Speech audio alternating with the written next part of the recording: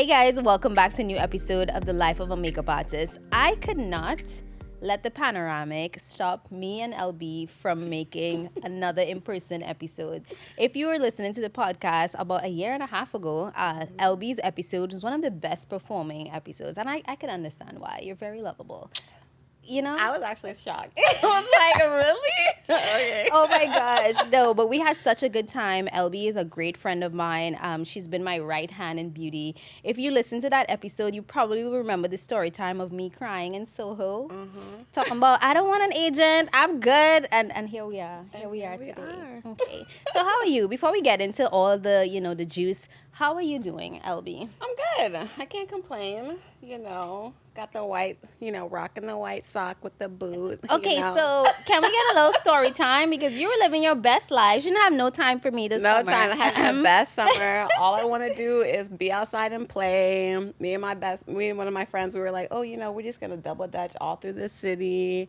And we did until I broke my foot. Oh, my God. Mm-hmm. And then you broke your ankle? Yes. So I may possibly have also broken my ankle. I have to do a CAT scan, and we will find that out for sure. But either way. But how did this affect work for you? It did, actually. It happened on a Sunday, and I was booked to work a full work week right after that. Yikes. So like at 9 p.m., I had to call and be like, sorry, I hope you guys understand. It's always like that. For us as freelancers, I feel like we don't get to call in. We don't get to, you got to be there. Yeah, we don't feel like we get to be sick. So it was a little nerve-wracking, but luckily it's a client that I've had for a while, and they're super understanding. But you're working now. I am working. You're just like, I don't care. I sat down for 1 week, yeah, and then I was like, no. But it's fine. You're fine. Yeah, I'm in no pain or anything. I just can't bear any weight on it. All right, well, you know what? 2020 was enough. So 2021, nothing is going to hold us down. Okay? Broken toe, it don't matter. But I want to talk about, there's a lot that's happened in a year and a half. I'm so proud of us, but I want to know, tell us and tell, our audience, how has your, career evolved? Because I think, when we first became friends, we were just in our learning phase, trying to get into an agency. You had just signed. There's a lot of things going on. So, I know a lot has happened, but maybe in a nutshell, how has your career evolved since the last time we've spoken? I don't think I was with my agency the last episode. No, I think you were just talking. I was just talking. Right. Mm-hmm. So I, had an agent. I got signed, had an agent. And then during lockdown, they closed. They closed the artist division, which, everything was just kind of up in the air. We didn't know what was going to happen. Luckily, I had done enough jobs to where I wasn't worried financially for a while. Right. And then I just didn't know what was going to happen. Right. And I'm going to say something that I probably haven't. This is so funny. This is the only person I've ever said this to was my husband. Water? No, but this is the only person I've ever said this to was my husband, right? And so when lockdown happened, and everything was up in the air, and we didn't know what was going to happen, and everyone instantly starts making content, right? Oh, and it's a conversation. I know.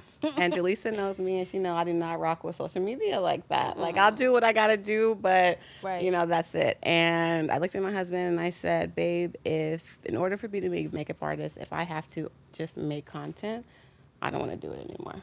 And that was just where I was during lockdown. And I just turned my little phone off, put it to the side. I was like, I'm not doing this. Right. I came back around later, but that's just where I was. I was like, if me being a makeup artist means I have to sit in front of a camera and do my own makeup, I don't want to do it. That's not what I got into this for. So that happened. That's real. Yeah. Because a lot of people think, well, I have to be in front of the camera. I have to be what the industry tells me I need to be. And that's what we broke out from in the beginning. Right.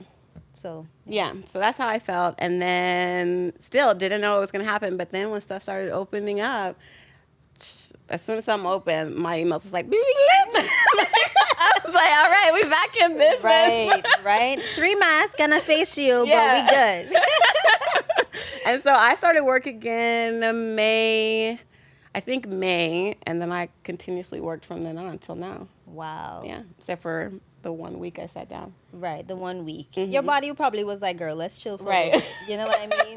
But can you tell us more about what was one of the biggest lessons you have learned throughout this time? Because I think, the only way that you sometimes learn is when you go through things. Mm-hmm. And, I think rates might be one of those things, negotiating with clients, because like you said, you had an agent, you're on your own now, you're doing your own thing. And I think, rates have and will always be a very big conversation. Remember on Clubhouse when there was a whole big drama with people trying to pay $2, like we're not going to get into that. Right. But, what was one of the biggest like lessons that you've had to navigate throughout this time? Because you are growing, and with growth comes growing prices and growing, just like, you know what I mean? Like, right. There's not even just about rates, but like, what was one of your biggest lessons? I think this is a lesson a lot of people learned, the value of our time. Ooh. The value of our time, I think, is a big one. It's a big conversation a lot of people had. And I guess, I have always valued my time. But when I started getting some of these job inquiries and they want me to work a 12-hour day, and I'm only making $400 more on a regular client that I have that is not as much time. Like, what is this worth to me? Is this actually going to help me in my career? Because I think we talked about this last time too, is people thinking they're going to get to a point where they've made it. They're going to get that one client and they've made it. And that doesn't happen, right? It doesn't happen. If I just get this one client, I'm going to be good. Right, and it's not happening like that anymore. So now I'm like, do I need to go do this job for an extra $400 when I could just be at home like around 1 o'clock, right? And made, you know what I'm saying? Right. And you're like Kermit just crunching the numbers. Like, wait. Is it worth it? And I know there's like this big thing now where everyone's like, oh, budgets are lower because of COVID. But I think we definitely have to stand our ground. I know everything was in lockdown, but what were people doing during lockdown? Right. People were buying, right? People were spending money. Right. So for these companies to say they don't have the money because of lockdown, I think it's a load of bull. I won't cuss today on this. You can if you want to. I think people are using it as an excuse to pay us less. And so I think valuing our time is probably one of the biggest things for sure. I love that. I absolutely love that. So I think also when you are understanding the value of your time, you need a good support system around you. Right. Okay, and I want to just talk about this in general because I think, we have seen the evolution of our friendship, be outside of, beauty. But I think it's very important for other people, too, to understand that you need to have good people around you. Right. Even if it's one person or two people. Can you talk, or what advice would you give to someone trying to find their tribe in beauty? Because we know, like any industry, there's a lot of drama that could happen. There's a lot of cattiness. Sometimes you don't want to tell people your business. Right. You don't want to tell everybody your rates, which is fine. But I think it's important to have someone who is on the same level as you and growing, because who said it? Issa Rae. You have to network across instead of trying to be like, she ain't nobody. Like, I'm trying to get to the, the quote unquote better people. So can you touch on that? Because I think, there are so many times where I'm like, shit, I got to call Lakeisha right now. Or you'll call me and be like, oh my God, and I'll be like, nah, you heard this shit. Tell me what they say. Right? Tell me what they say. Tell me what they say. Call me back. And then I'm like twerking and be like, yes, you got the rates. Yes. So talk about that, because I think people don't really talk about that. They really don't. Like, you need your people. Right. So secretive. And I don't know why people feel like they need to be so secretive, because there's definitely enough work to go around for everyone, right? Facts. And if we stand together, people won't be trying to lowball us because we all know what we're worth. Right. And to backtrack a little bit about social media, I did start doing social media, guys. I did. And I didn't have anything to do with I did. Jaleesa's like, she always is on me like, girl, I don't know what you're doing. But what's going on? Right. We had a nice little session during quarantine. So, I tapped into it, and let me tell you, I do not have a lot of followers, you guys. And I got my first email, and they were like, we want you to do this, and this. What's your rate? And I'm like, Jalisa, what's my rate? I was like, girl, what is the what's the deliverable? What's the usage? How long? Okay. And I was nervous about it because, I'm like, they're not going to pay me this much for my 2 followers. Like, there's no way. And I did it. They were like, what's the breakdown? I was like, Julie said, what's the breakdown? She was like, this is the breakdown in the back. They was like, okay. And I was like, okay. I said what I said when I said Yeah, it. so it's important to have those people so you're not going in the dark and you're not making what you're worth, or Low balling. lowballing, or maybe you are having a time on set, Right. where it's not the best day, but you have someone who can call, who can talk you through it and be like, Right. girl, it's all good, Right. just get your little coin and go home. Right. It's It's important to just have those one people to day. support. Yeah. It's important to have those people to support you. And I know that a lot of people hang out in our industry, but I don't know if a lot of people support each other in the industry. That's a word. Mm-hmm. I wish I had some tea. I would sip it. I would sip it for real. So what advice though? How do you find those people? Because we met at an event and we just kind of clicked because we live nearby. Mm-hmm. But I think it's not just like, all right, I think this person is it. It also is just who you are and your energy. Mm-hmm. So, but what would you say? Because we have very different personality Yes. types. Very different, but we click, Yes. So I think mostly because a lot of time when you meet people, they want to know what you're doing. Who Right. you've been working with. Yeah. Who do you assist, how'd you right? get agent? Isn't that Yeah, what is- like, it's a turn off. What have you been up to? Wait, how much did you charge for that job? What's your blood Have type? you worked with this client before? No, they ask every single thing. I'm like, here's my social. Exactly. And it's such a turn off. And I think like when me and Jaleesa met each other, it was just like, she wanted to know who I was as a person, and I wanted to know who she was as a person. And I think those are the people you should look out for. Not the people who just want to know what you got your toe dipped into, Right. but the people who really want to know who you are. What, you ain't going to tell all your business. But if they're your friend, you're going to want to tell them all your business anyway. But someone you can trust. I know I can go to Jaleesa and tell her about a job I have, and I know she's not telling everybody. Or Right. if she is telling everybody, I know she's hyping me up, Right. So... But it's good too because it's like sometimes opportunities crisscross with us, and it's like, well, how much did they tell you? Exactly. Because y'all think these companies have our Right. back. They'll be like, all right, let's offer her Uh-huh. this, and it's like, no, I at least know my friend got this, so I know I can start there. So For sure. yeah, it's really important. Right. So what would you say though? Because I feel this kind of sort of relate, but what about finding assistance? Because finding assistance is not easy. And I think, no shade, right?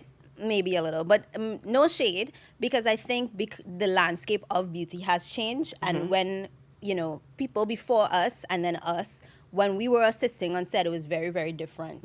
And I think now, I don't be like, oh, it's so hard to find help. But you really need to like show up as if this was your job. Right. Not in the sense of like pushing yourself in front of the client, but like really giving 100%, because that just snowballs into more work, more, trust from people. Like I can be like, all right, yeah, I can send Anya, I can send Ayuna, I can send Ikea, like with my eyes closed. And a bad assistant could really make you like lose. It can make you lose a client. It can make you lose a client. It could also, if you are the assistant, no one's going to want to work with you because guess who's talking to each other?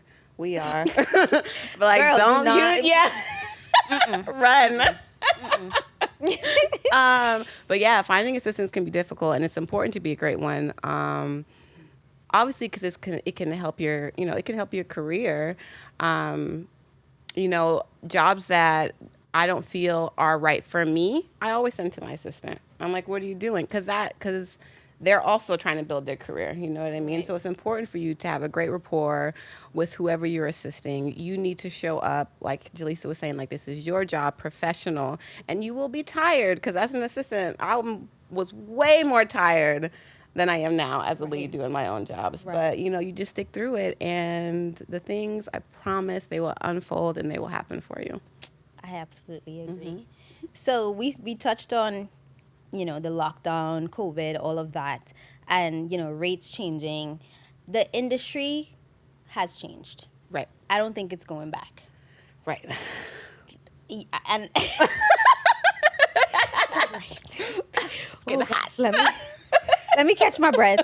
But tell me your thoughts on like where the industry is now, because this is a whole other conversation. But where you think the industry is now and where it's going, because clearly, you know, we've spoken about this. I've spoken about this with so many of my friends. You know, with Katie, we've spoken about artists with influence, and I myself have purposely pushed myself from being in front of the camera because it wasn't seen as you're not professional. You know what I mean?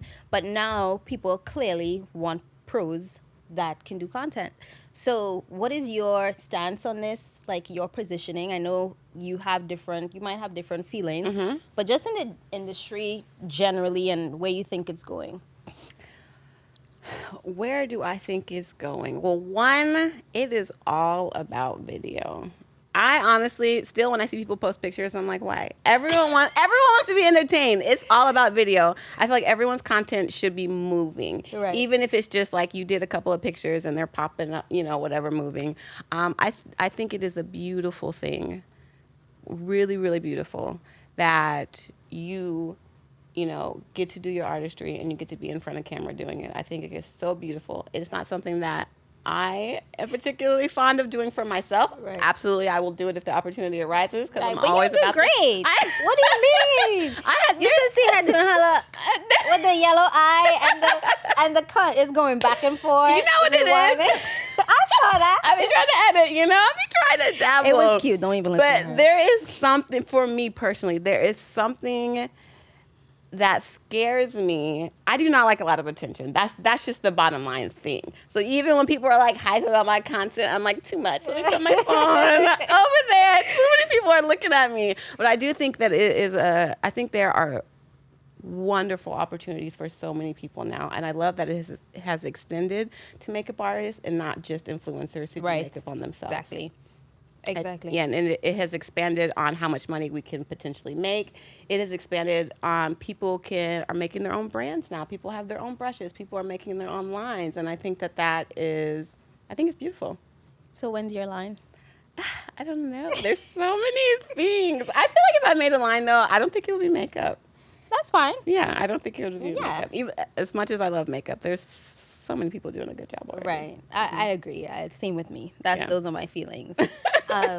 No, but I love that you touched on that because I think, during quarantine, I think a lot of people felt pressured to do it. And if it doesn't, the thing is, I think sometimes people think there is just one box to fit in, but you can still show up as a pro. Like you don't have to be a quote unquote content creator or influencer or whatever word you want to use, even though it's very different. You can take your work and put it in a reel. You can take your BTS and make it into something that is just, more engaging to watch. Right.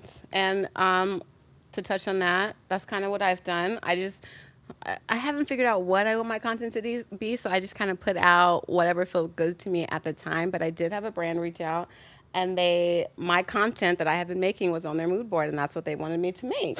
And which is like, I'm like, okay, Jaleesa kind of knows what she's talking about. Just a little bit, I swear, just a little bit. We all figured it out. Yes, and I think it's about finding what makes you feel comfortable in this ever-changing industry and just sticking to that. Yeah. And what feels true to you, what feels good for you. I love that. Yeah. I do want to touch on before we wrap up this episode, but, we spoke on, our time with Miss Linda Zirkis and Crystal Wright and all our mentors.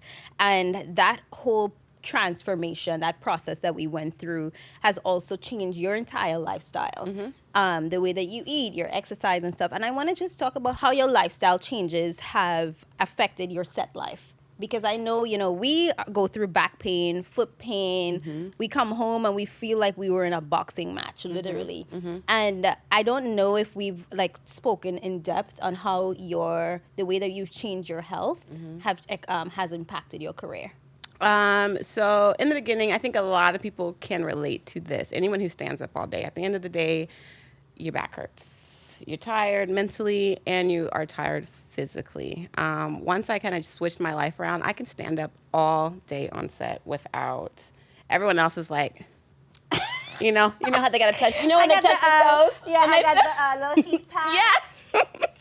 Yo, I got my heat pad. I'm watching everyone adjust themselves and touching their toes, and I'm like, I'm good. Y'all good? She twerking in the Y'all back. need to start doing some deadlifts. Okay, I've been trying to tell everyone. She was like, you were not lifting in the gym. You were shooting in the gym with me, so that's why your back is gonna hurt. Yeah. So, so that changed. I'm also very particular. I don't eat set food anymore. I don't. I bring my own lunch. When I was eating set, Not even the snacks, the healthy snacks, the seaweed snacks. Maybe a banana. Okay. Maybe. Sometimes I eat, but like the food, I found myself. Not even M&G though. M&G food stuff. They got the focaccia bread. Okay. When I say I make time for myself, like, I have control over everything. Most things. The things that I can have control over, I try to control them. And I felt when I was eating set food, my stomach hurt on my way home. And I was like, why do I continue to do this? Why do I continue to do this? So I might be extra pulling out my whole lunch bag that's insulated on set, but guess his stomach doesn't hurt at the end of the day. Oh my God. And I see some people forking through their food, but I'm like, you enjoyed your lunch? Oh, that's too bad. Right, but sometimes the food be tasting Sometimes good. the food is good. And then I might be like, I'll save this for later. Yeah, I'll do whatever. But yeah, so I bring my own food. Damn, I'm intrigued. Let me get my book. I know, people be looking at me, but I'm like, do you guys have a microwave? These are questions I'm asking before I even show up on set, so I know. So what's the step? So I know what to bring. So I ask if there's a microwave, I can heat up food. If there's no microwave, I make sure I'm bringing food that does not need to be heated up. Okay, food that doesn't need. I have an insulated lunchbox that I bring. I have Walmart, Amazon. Amazon. Okay. Amazon Clean. I know it's We're bad. gonna have this in the show notes. Okay, Amazon. I have my own utensils that I bring on set. Okay. Saving the environment. Yes. I have a water bottle that I bring. Straw too. Mm-hmm. And I have a water bottle that it is made of silicone, and I can condense it, so it's really small. So it's not another heavy thing that I'm bringing. So I always have water. And then I always have a snack for my ride home. I was about to ask about snacks. For the ride home, because the ride home be the worst when you're hungry, and you're tired. Exactly. So I always bring. What kind of snacks though? Usually for me, I bring fruit. I'm a fruit girl. Okay.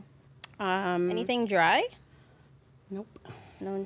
Okay. I'm a vegan, everyone. If you guys. Yeah, she switched to veganism. I switched. I love it. It's usually fruit, but that is a big thing. It's been very helpful to me. I don't feel as hungry. Like sometimes too, you get home and you just start eating mad stuff too because you've just been so hungry.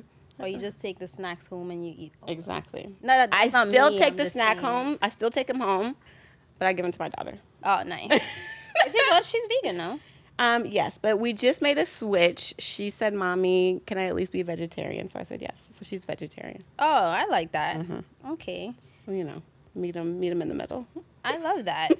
So does your I know I keep saying last question, but does your career as a makeup artist, because I know that in this day and age being a makeup artist is very common now, but how does your daughter feel about your lifestyle? Because now your husband is full-time in school, so you're the big boss. So how is that how does that affect your relationship with her and how she sees the household? And not really. I have my support system, Jaleesa, but also my family. They're very supportive. My husband's very supportive. My daughter, she thinks I'm so cool, way cooler than I really am in real life. I hear her all the time. She's like, guys, my mom does makeup artists for famous people. And I'm like... Actually, she does. But right. I'm like, she worked on Ghosts. Just hyping people. And not even the other day, I heard her tell her friend, "Tell your mom to follow my mom on Instagram." Because I was just like, "What?" That is so funny. And I also see she's also an artist. She loves to draw, but she has also been dabbling into makeup. And love it. And it's not like your traditional makeup. It's very like the other day she had taken some red lipstick and she had rubbed it under her eyes and across her nose.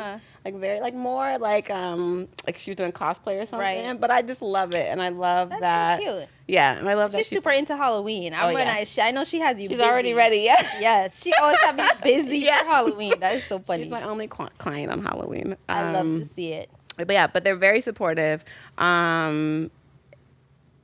I feel like I'm getting off track now, but I wanted to say one thing. I was talking to one of my friends recently, and she was asking me how my husband feels about me, especially because, sometimes I still do work that I don't get paid for, like, right? When we're doing tests and things like that. And she was asking, how does he feel about it? Because one of her friends that's a makeup artist, her man just not into it, right? He's not into it. He's like, why are you even going here if you're not getting paid? Is he paying all the bills? I don't know. I didn't ask the questions, but I'm so happy. I can't imagine having to follow, trying to. I can't stop. Well, I can't imagine. It's hard out here in these streets anyway, right? And then you at home and your man's like, why? Or your partner, whoever. And they're not supporting you. And you're like, why are you doing, like, because they can't, they don't see the vision. They don't see it. You gotta understand the vision. Yeah. And I'm so happy that I don't have that. Yeah. That's tough. Yeah. I mean, we don't know the right. But I wish he would fix his lips though, because it would be a whole. Wait, I can't even imagine him saying something like that to me. Right. Like when she was telling me this whole thing, I was just like, that's so. I mean, I don't know. Yeah, you gotta be supportive of each other. Yeah, I absolutely love. I agree. You don't, but people that are not in this industry don't understand. It's hard for them to understand. Yeah, yes. I do understand that. But. Yeah. But this was great. We're gonna need to have you back. I feel like we need a whole episode on how to have our backs not hurt. No, seriously, it's a thing. Yes, you know what I mean. We're gonna have a visual episode of LB teaching us how to, get your life right. Exactly. But any last words? I hope everyone has survived or is surviving these crazy times. Also, if you do need work, reach out, because I be sending stuff to people all the time, even small things that I don't want to do. But if you need money, I mean, there's stuff out there. Yeah, for sure. And I think I don't want that to be perceived incorrectly, because sometimes people are like, oh, we don't want the jobs you don't want. But sometimes it's those small jobs that connects you with people that you will know for your entire career. Yeah. So I wouldn't say that I don't want, that I don't remember our time is valuable, that are not currently worth my time. Exactly. Right? But maybe they are worth your time. Yeah, absolutely. Well, LB, thank you so much for being here today. We will catch you on the next episode of The Life of a Makeup Artist. Thanks for having me. Of course.